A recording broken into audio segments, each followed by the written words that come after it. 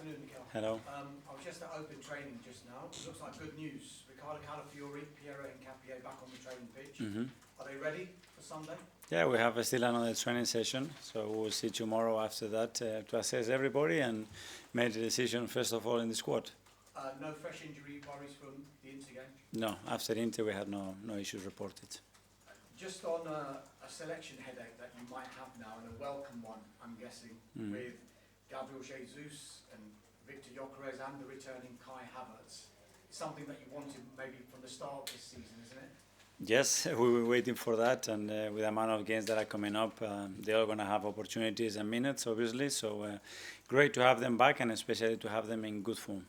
I've asked you this before about Victor, actually, in that he had to start the season effectively without Jesus and Kai Havertz. Now that they're back, how much do you think it's not going to just help Arsenal, but help him as well? Yeah, well, he started without a pre-season as well, and a lot of minutes and a lot of responsibility on him. And now the fact that we have other options as well, I think is something really positive, especially for the squad. And you could see the other day, Gavi scoring 2 goals, Victor coming in and making an impact to win the game. Sunday we'll see you come up against Manchester United and Michael Carrick. How much of a tougher proposition do you think that game is compared to maybe 2 or 3 weeks ago? Yeah, well, obviously, Michael coming in is going to bring new ideas. Always the intensity rises up. You could see in the derby in Manchester the kind of behaviors and the game that they played. So, yeah, we expect a really tough match. We will adapt to that for sure, but we are at home and we know how important that game is for us. Can I just ask you about Ethan Nwaneri? You know he's out in Marseille. It looks like it is going to be an agreed deal with Marseille for the rest of the season. From your perspective, how hard a decision was it, and what were the key factors behind it? Yeah, well, I think the deal is quite close, but yeah, it's something that we constantly have to be monitoring. I think the talented young players that we have, they need minutes, and in this case, Ethan wasn't having enough minutes, and the last thing that we want is cut his development, because he's such a talent and someone that loves and breathes football. That's his life. And after having a discussion with him, with his father, the agent, and the club, we decided that the best thing to do it was to leave and go on loan, and then we have to pick the right place. And having all the options, understanding the experience that we had in Marseille as well with Willy, the fact that Roberto is there and he's an incredible development of young talent, and is a really courageous manager in the way he plays, by the way he plays with young talent as well, and he has a big track record about that. And I think it fits the way of playing for the qualities that we want to see for Ethan. So it's going to be a great experience for him.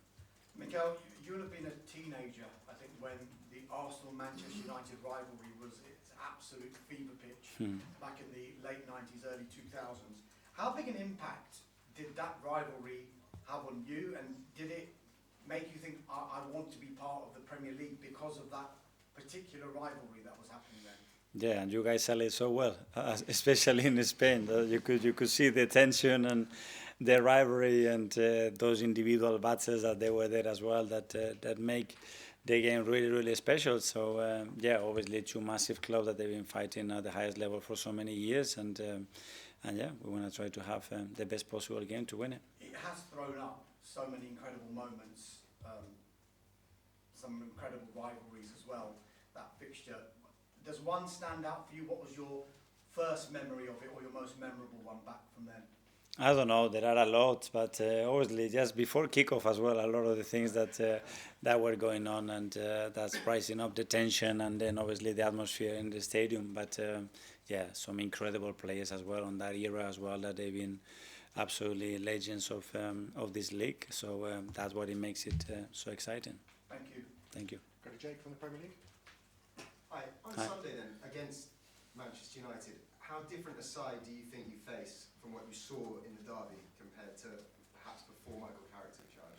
We don't know. Every game is different. Obviously, at the end, the individuals are the ones that make the difference, or the ones that make the game in a certain way. And we're going to try to be ourselves, be very dominant like we always want to be, impose the game that we want to play, and regardless of what they want to do, we want to take the game in the areas that are very good for us. And you mentioned the other 2 strikers who are now back to partner Victor Gyökeres. Do you think that gives you confidence that he can get back to the form that he showed as to why you wanted to sign him in the first place, in front of goal? Yeah, it's a lot of things that have to happen for consistently being able to produce those performances and numbers, but we have different relationships around him as well, because Kai is a player that can play in the two attacking midfield positions. So we can vary in relation to the opponents, their behavior, and the game that we want to play. So that's very good. And just lastly, you touched on it earlier, you came to a club that you knew like Michael Carrick has done. When you arrive in the first place, does it, I want to say, give you a head start, but does it make the sort of settling in period easier, or is there more pressure on you? I don't know. First of all, it's the feeling that I had towards the club, because I played here, and that's unique. That brings something extra. And the fact that you know a lot of people, in my opinion, is something very beneficial, and understanding the history of the club from the inside. And then you have to acclimatize and adapt to the circumstances and start your job. Tom from Reach. Hi, Mikel. Hi. There's some data that's come out that suggests that you're playing currently with the highest defensive line in the league, and you're playing against the lowest defensive lines in the league. Do you think the Premier League's almost boiling down to a point that the team that wins the league is the one that's best equipped to break down these low blocks?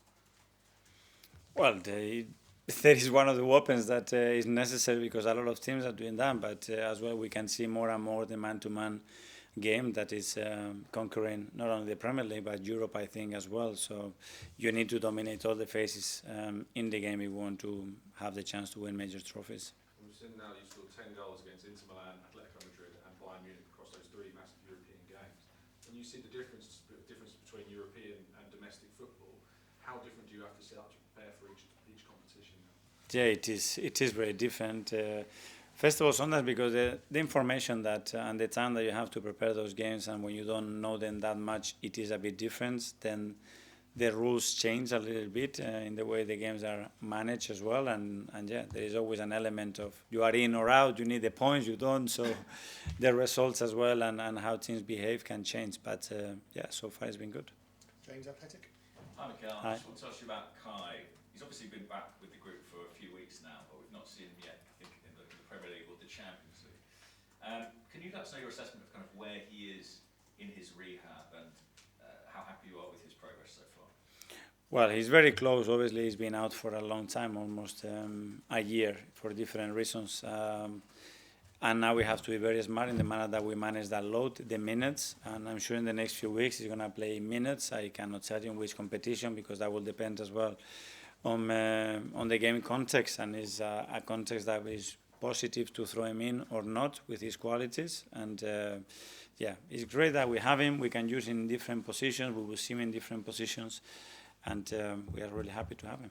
And is the aim really to take your time to make sure that when you enter the decisive period of the season, March, April, May, that you've got Kai fit and firing at that point? Yes, because after a long-term injury, it's not only the period that you come in, it's what happens in the next 6 to 8 weeks.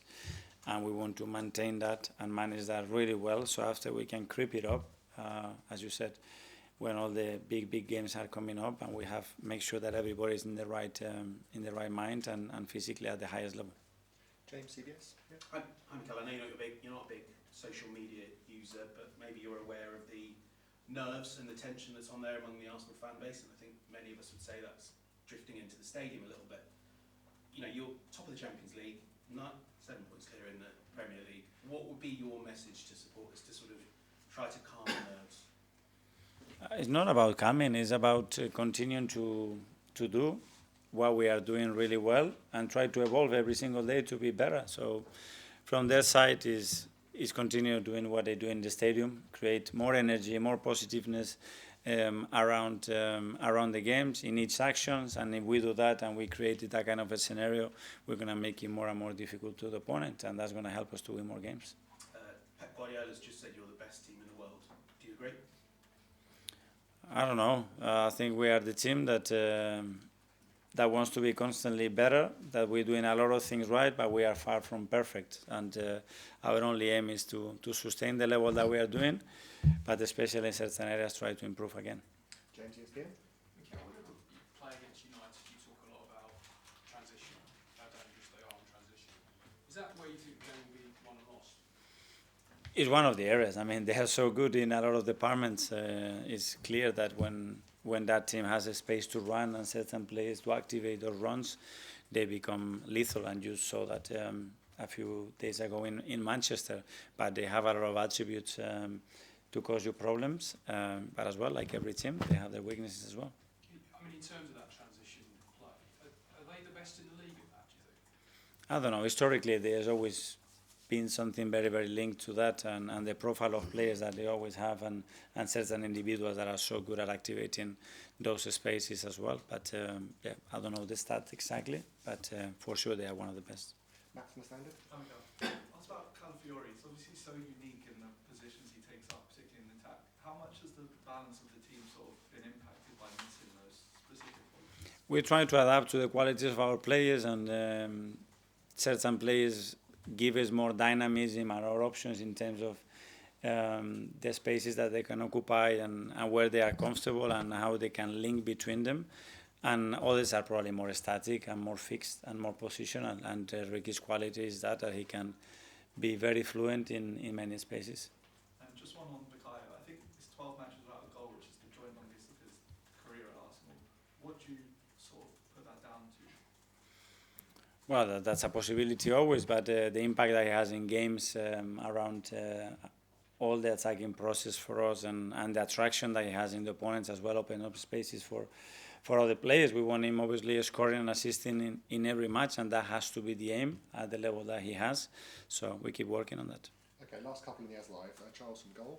Hi, Mikel. Just Hi. going back to Kai quickly. I remember it was about a year ago you called him like a genetic powerhouse because he's so used to playing and he's stayed fit so much in his career. Do you think sort of mentally after such a long time out it's going to be quite difficult for him to kind of trust his body when he does get back? Is that something he's going to have to work on?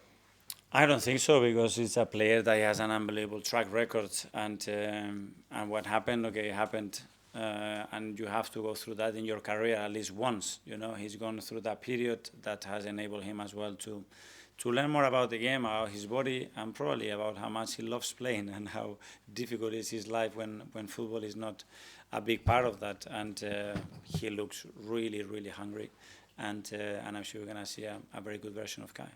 Just quickly on Ethan, at a similar age in your career, you took a big move leaving Barcelona to go to France on loan. The experience that you spoke very fondly of, have you sort of used that and spoken to Ethan about that? Think that this time he spends there won't just be good for him on the pitch, but off it as well in terms of learning experience? Yes, and not only me, but a lot of players that they have these kind of situations, and just understanding how he's going to feel, because when they talk about the opportunity and the clubs that are interested in you to go, the first thing is excitement. You are willing to play, you speak to the manager, he's very keen on you, and you're going to play at the weekend, and you're going to start a lot of games, and this is all very good. But one day you have to go, okay, pack your bags, this is the flight tickets, and you have to go to Marseille. Whoa, wait. And that is fear, is insecurity, is getting out of a place that has been really comfortable for him, around his family. But then this is the thing. At the end, you have to be thrown there into the Sharks in an incredible football culture and atmosphere and club, and it's going to make him so much good. And finally, Phil from PA. Hi, Mikel. Just going back to that comment from Pep earlier about Arsenal being the best team in the world. Appreciate probably don't want to say we are the best team in the world, but is it a big compliment to come from someone like him because you know your relationships were documented? So just to hear that, it must be give you a bit of a buzz.